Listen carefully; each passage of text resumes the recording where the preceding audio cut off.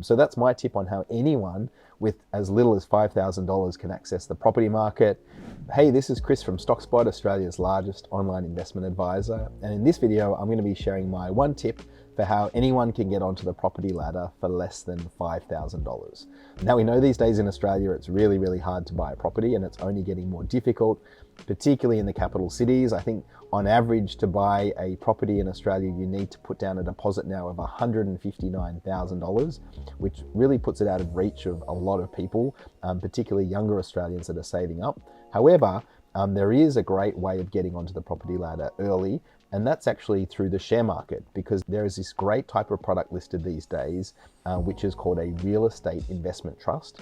And there are ETFs, or exchange traded funds, that own a whole family of different real estate investment trusts.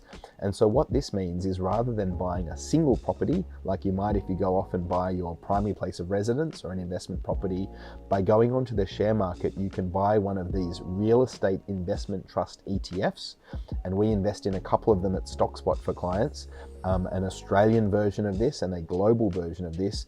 And you get access in a single investment into property that's across commercial property, industrial property, retail property, and office property. So a whole range of different types of property assets, but the cost of entry is a lot lower. So you just have to go onto the share market and buy one of these. We incorporate some of them into the StockSpot portfolios, but anyone with an online brokerage account could also go off and buy one of these.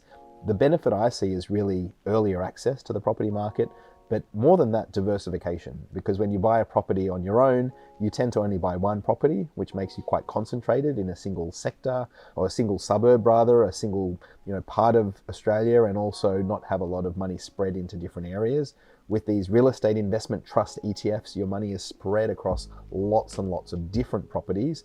And so if you have one property performing poorly, it's not going to really take away from your overall return. The downsides of this, though, are a couple. The first of all is, unlike buying your primary place of residence, where you get the tax benefit of paying no capital gains on returns, you do have to pay capital gains on returns when it comes to real estate investment trusts and ETFs that invest into real estate investment trusts.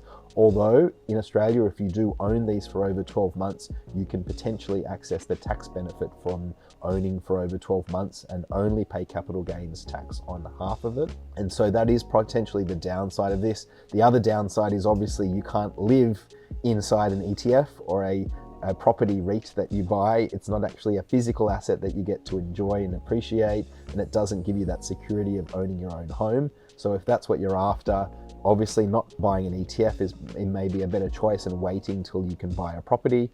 However, at StockSpot, we also have a lot of clients that are using these real estate investment trust ETFs as part of a broader portfolio to save up for buying a property. And that's becoming a lot more popular in Australia, particularly with young people who are trying to save up for a property, but realizing that those values of properties are going up, and they need a portfolio that actually keeps up with the property market as they're growing their savings. So that's my tip on how anyone with as little as $5,000 can access the property market.